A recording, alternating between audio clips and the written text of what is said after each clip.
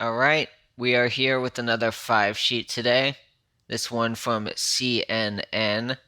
Remember, the 5 sheet is an objective document which anyone can use to decipher a news article, because these days the news does not give it to you straight.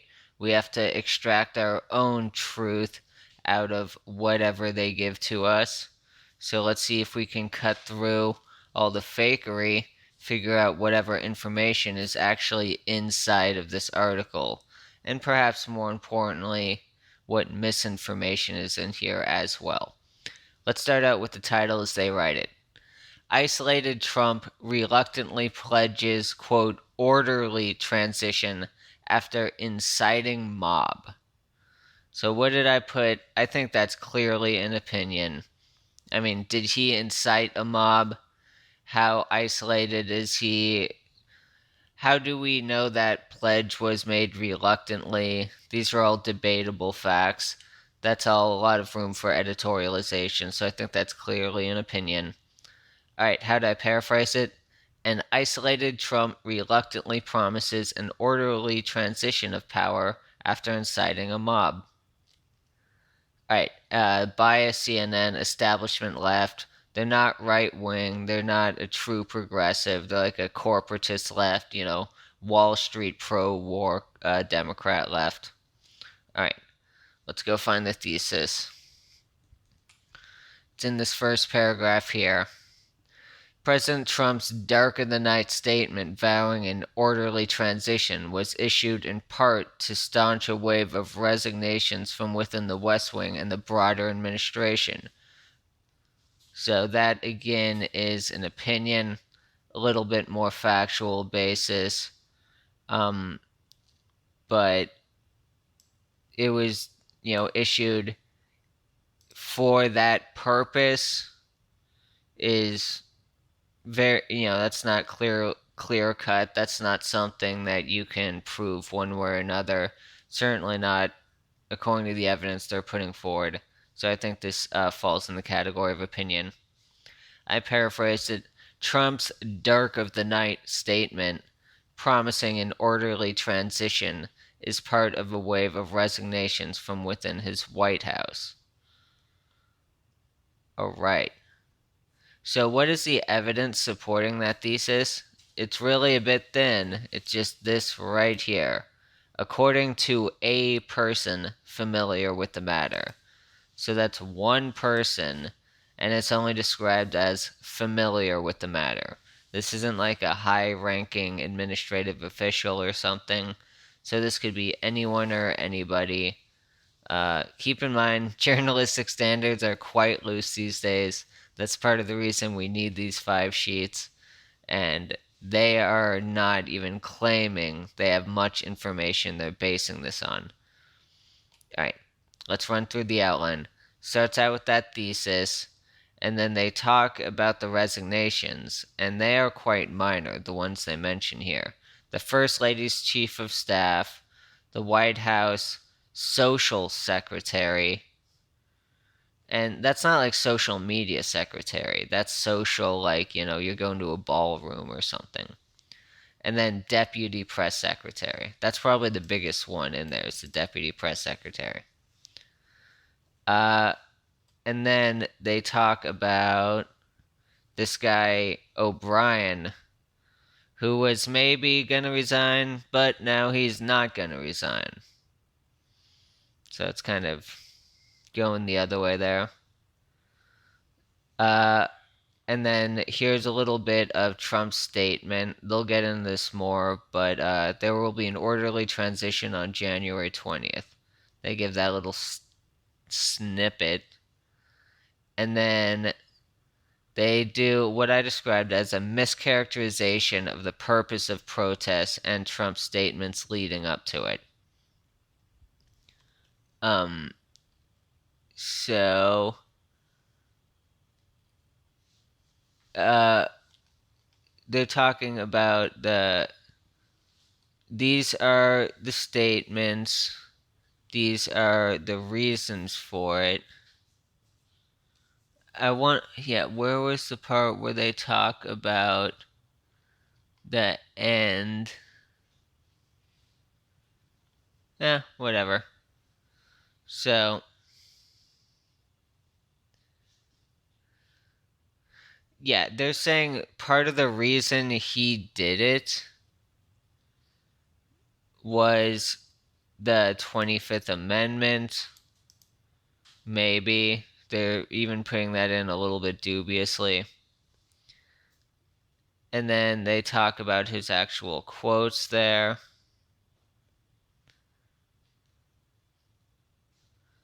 Okay. So right here, they say he egged on his supporters, who would later breach the U.S. Capitol, in an attempt to stop lawmakers from counting the electoral votes cast. So that was the mischaracterization of the purpose of the protest. I don't think anyone's thought that by getting in there and snapping some selfies in the Senate, that would just grind this process to a halt. I don't think anyone thought it was like, oh, wait, you're in the Senate? All right, well, you guys are senators now. I thought, this was a protest. They were trying to get in there, express their frustration with the process. I don't think anyone expected this to stop the certification process, which is what they're saying there. So that was the mischaracterization. And then they're talking about his statements leading up to it, egging on his supporters and whatnot. All right, now we get into a description of what's going on. The mob broke into the Capitol. A woman was shot and killed in the chaos. Police have yet to release more details about her death. Although this has been widely reported on, at least like 12 for the last 12 hours ago. It was widely reported on social media, but also on mainstream media outlets, that Capitol Police shot this woman. The way they write it here is ambiguous, where a reader could think, oh, it's all those protesters shot and killed this woman. Jeez, oh, what a terrible protest. But it was clearly that the Capitol Police shot and killed a protester, is what that is. They're intentionally leaving this ambiguous. It's almost like they got an agenda or something. Alright, so the next section here is the problems with Trump's videos.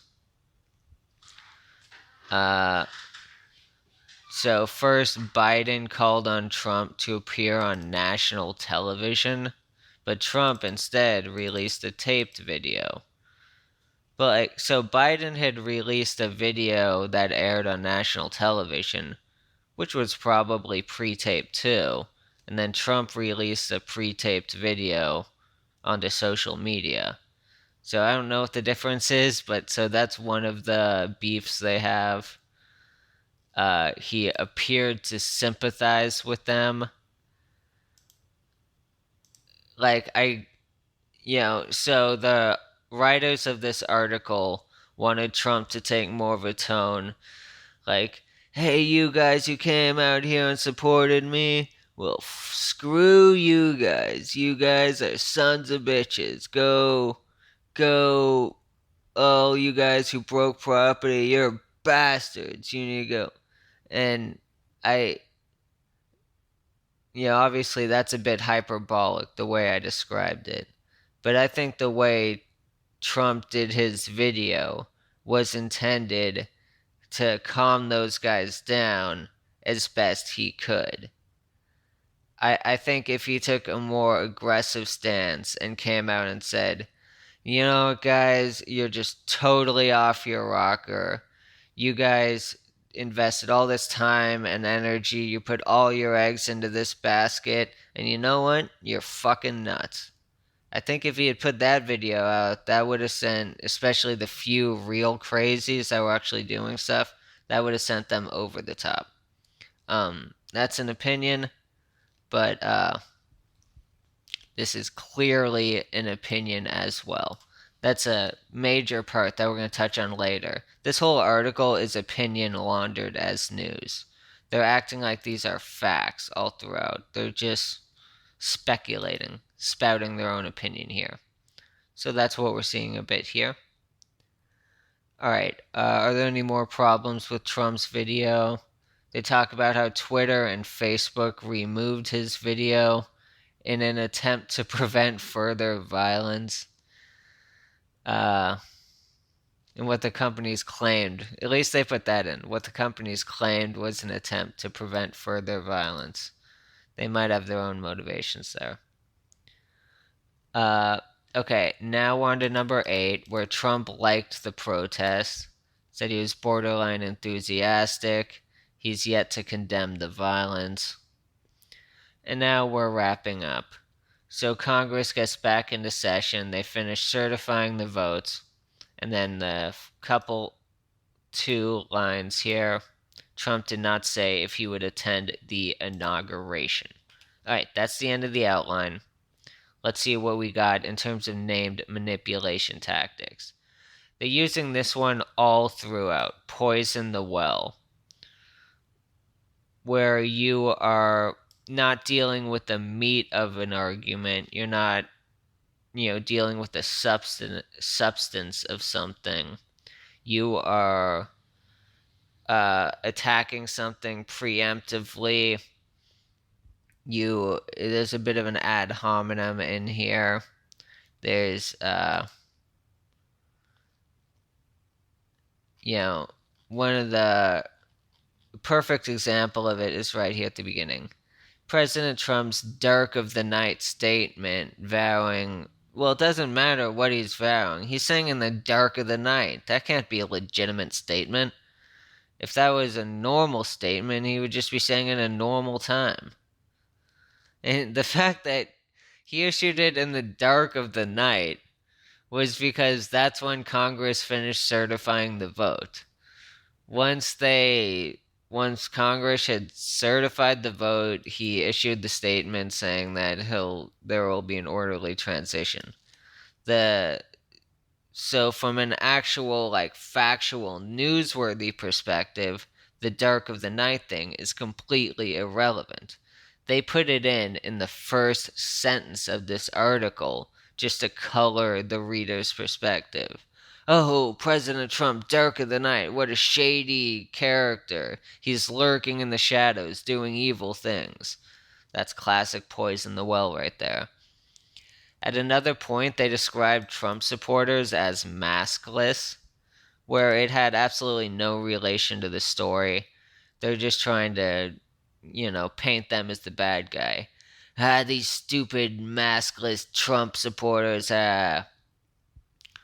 Another one is all this talk about the 25th Amendment, which I find it really hard to believe that the cabinet is seriously considering invoking the 25th Amendment in the last 2 weeks of this administration. After Trump is now essentially conceding, from what I can see, vowing an orderly transition. I think there's no way this is actually going to happen. They're just amping that story up to try to tarnish the credibility of Trump, right? He's such a bad president that they were actually thinking about 25th Amendmenting him. That's how bad he is. That's the narrative they're pushing here. That poisons the well a little bit. Another one here is just a speech filled with lies and misinformation. So they don't go through and explain what those lies and misinformation are. They're just lies and misinformation. They just, oh, well, don't need to look at the speech. Anything Trump does, lies and misinformation. So that's more. None of these statements are addressing the actual substance of any kind. They're all just casting aspersions in a way that will color the reader's viewpoint going forward. All right, another one they used in here: straw man feigning ignorance. One thing they did all throughout this article was repeat this narrative where the anger that these protesters had was entirely caused by Trump's rhetoric. right?